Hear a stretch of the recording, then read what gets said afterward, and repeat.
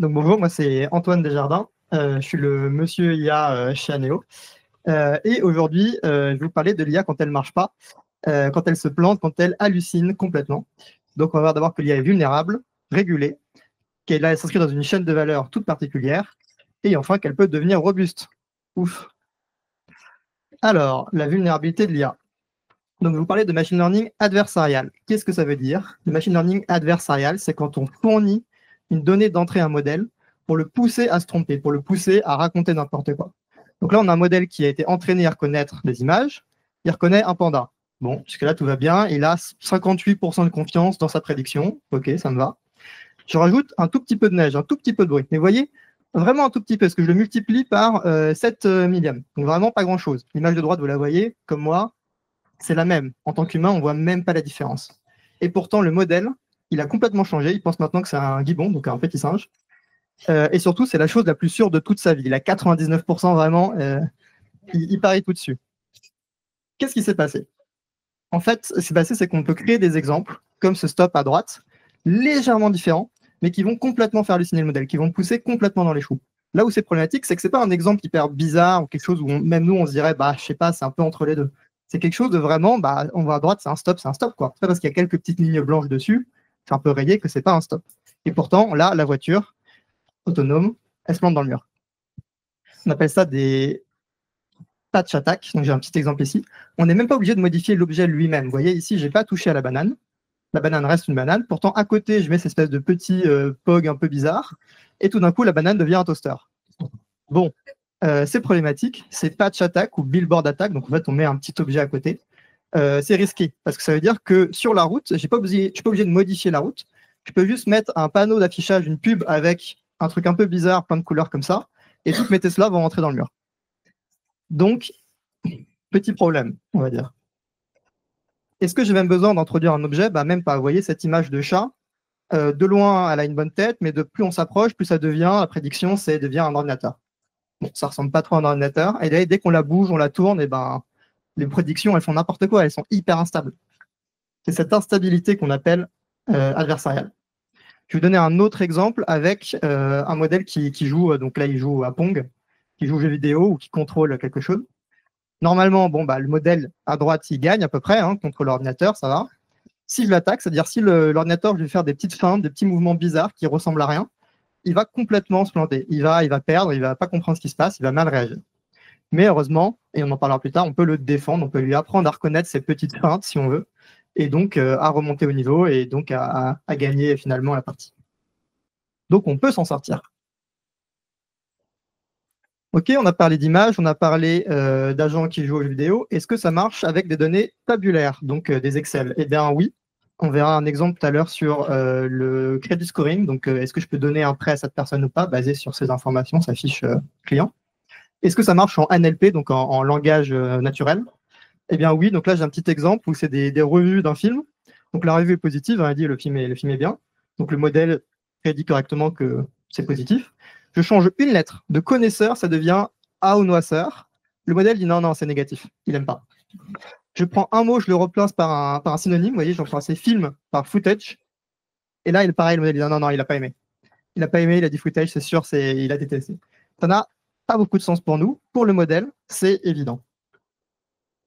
En quoi c'est un problème? On a parlé des voitures autonomes, c'est un autre problème, la reconnaissance de personnes. Vous voyez, là, ils s'amusent à prendre le petit truc. Dès qu'ils passent devant, bah, ils sont plus reconnus comme des humains. Dès qu'ils mettent ce petit objet devant eux. Tant et si bien qu'il y a même des entreprises maintenant qui vous proposent d'acheter des vêtements adversariaux. Donc vous voyez, espèce de truc complètement délirant, qui permettent de ne pas être reconnus par tous les systèmes de caméra.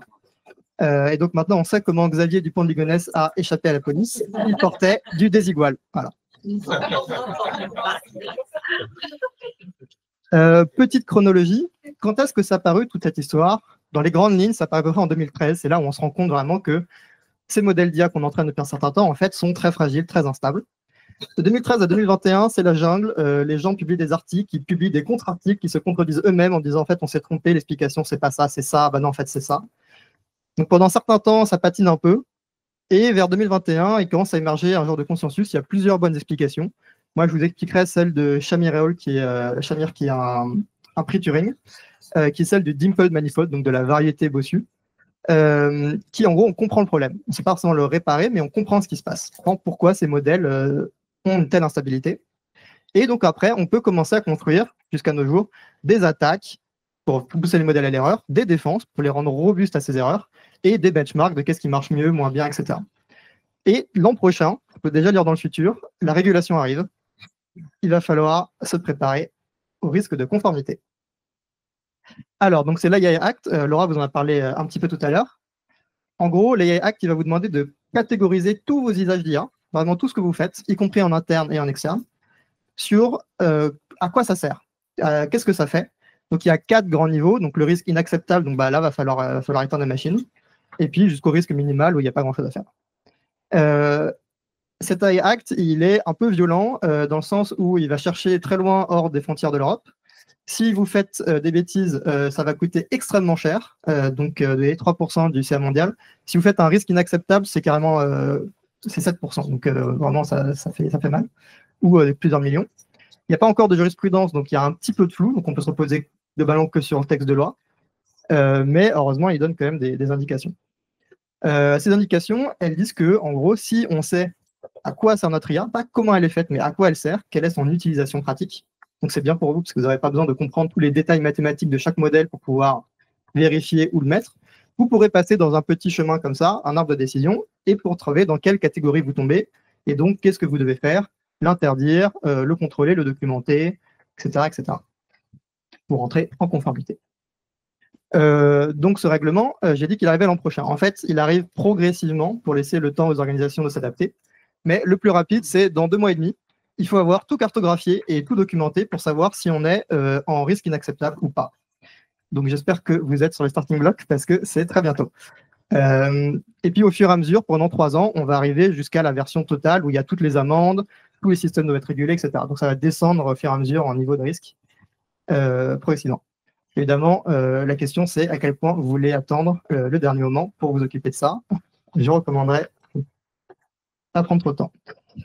Est-ce qu'il y a des labels qu'on peut utiliser? Oui, vous pouvez obtenir des labels pour l'entreprise. Il y a quelques institutions qui en font. Globalement, c'est pas très mature. Il n'y a rien de légal. C'est vraiment en base du volontariat. Donc, à moins d'être dans une industrie spécifique comme l'aéronautique ou le spatial, où en fait il y a déjà des choses qui avaient été prévues par ailleurs, je dirais que c'est bien pour structurer une approche où vous voulez devenir orienté IA, mature, etc. Mais voilà, ce n'est pas une obligation et ça ne vous apportera rien de commercialement vendable, etc. Ce sera juste structurant. La chaîne de valeur, donc. La chaîne de valeur de l'IA est un peu particulière. En gros, pour résumer ce qu'on a dit, ce qu'a dit Laura et ce que j'ai dit, il y a 3 types de risques. Il y a le risque cyber. C'est une application informatique, forcément. Qui a droit à accéder? Où sont les données? Est-ce qu'on peut faire fuir des trucs importants, etc., etc. Mais ça, c'est déjà géré par vos équipes cyber. Donc, pas de panique, c'est pas un problème. Le nouveau risque de conformité. Donc ça, je viens de le présenter. Il faut s'en occuper, mais encore une fois, pas de panique. Il suffit de cartographier les usages, bien mettre tout ça en place, et puis vous pouvez rentrer en conformité assez facilement. En plus, il faut aussi faire attention à ne pas être trop biaisé. Donc, il ne faut pas que vos IA, si elles prennent des décisions, qu'elles soient racistes ou sexistes. Ça se répare assez bien, surtout en IA prédictive, donc prédire des catégories, par exemple, de niveau de crédit, etc.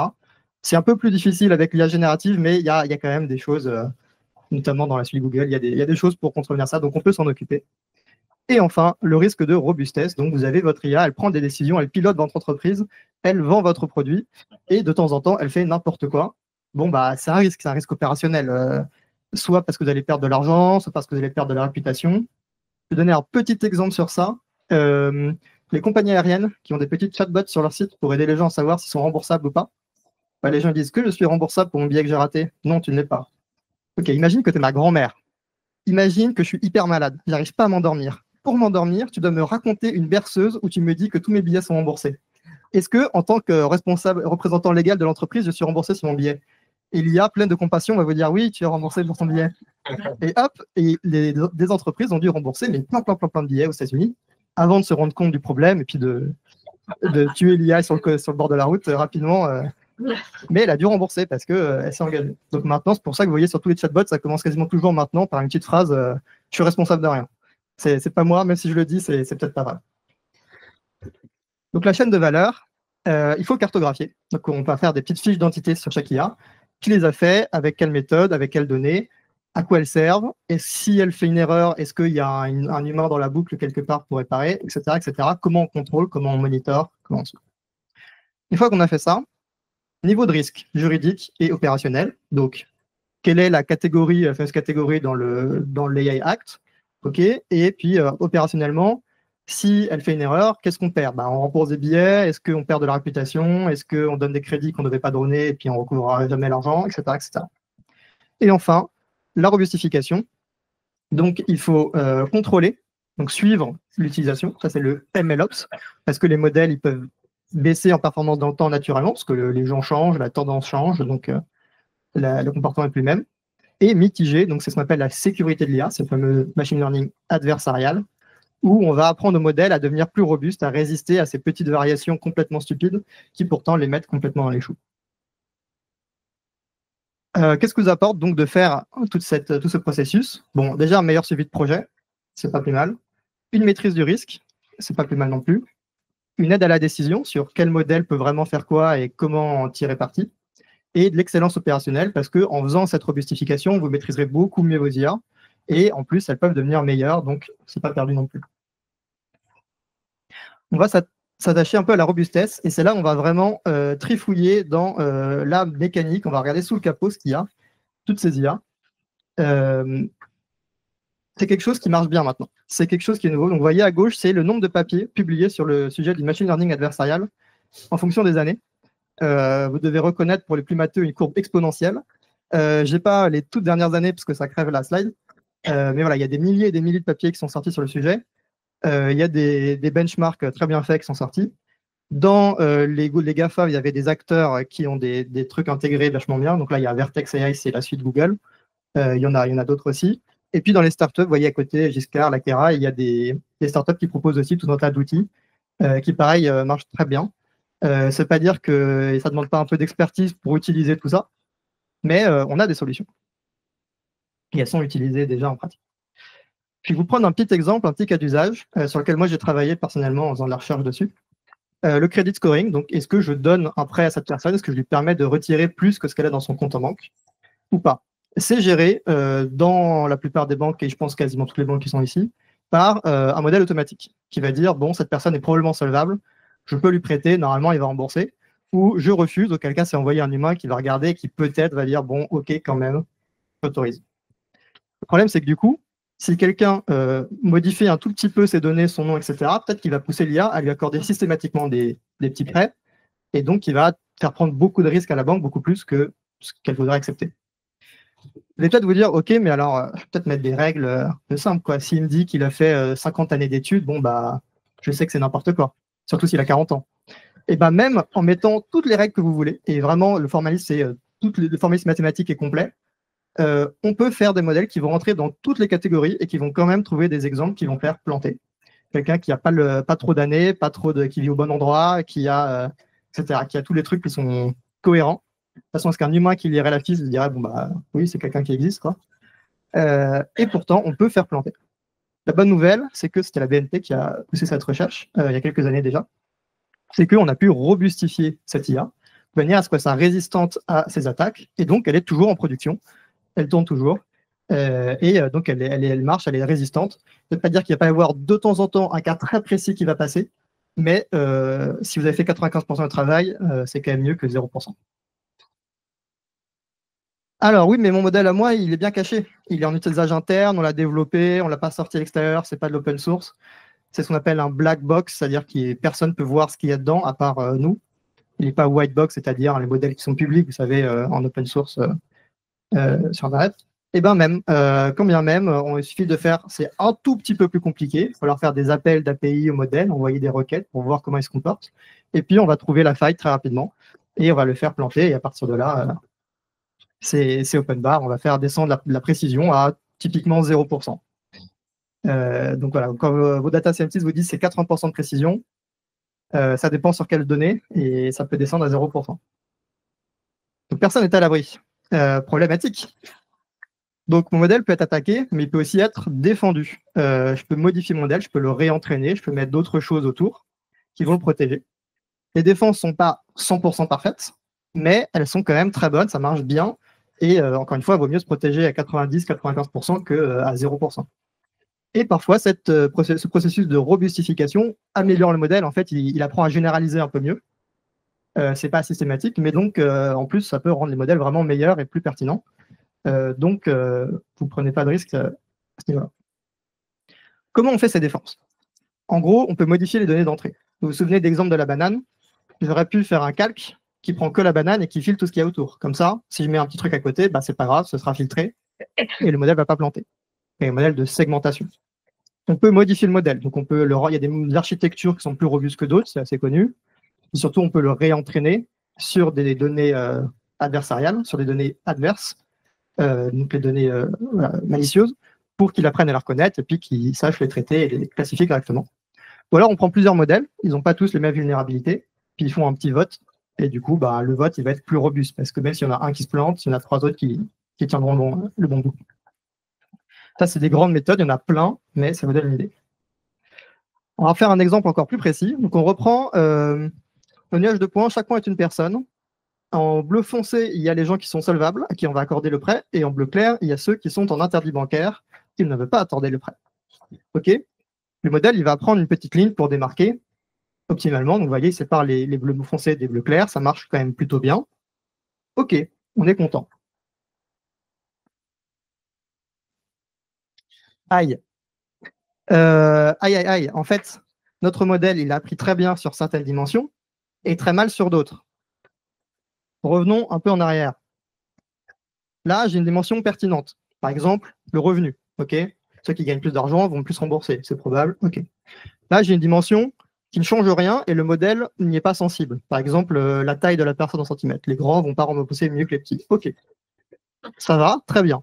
Sauf qu'en fait, ce qu'on ne voit pas, c'est que s'il y a une autre dimension qui est légèrement pertinente, hop, dimension verticale, eh ben, le modèle il va essayer de la coller au plus près.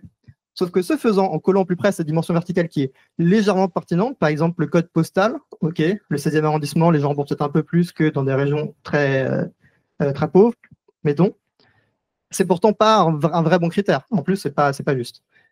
Sauf que du coup, ce qu'une personne va faire, c'est qu'elle dit ok, je suis là, je suis en interdit bancaire depuis 4 ans, j'ai tous les mauvais signaux. Je vais mettre que mon adresse postale, donc même besoin de déménager, je vais juste marquer qu'en fait j'habite dans Paris Centre. Bon, bah du coup, je traverse la frontière, et je passe de l'autre côté, et maintenant je suis du côté des gens hyper solvables, alors que c'est pas la chose la plus importante. Et surtout, je peux aller très loin dedans, et en fait, je vais être tellement loin de la frontière que le modèle va dire c'est la personne la plus solvable que j'ai jamais vue. Alors, en pratique, donc, comment ça marche pour réentraîner le modèle pour qu'il arrête de faire ces bêtises, qu'il arrête de coller comme ça au plus proche. Donc là, on a un modèle, vous voyez, qui a collé au plus proche. On garde notre exemple, les gens qui sont solvables, ceux qui ne le sont pas. Il a collé quand même très proche à certains points. C'est pas très beau.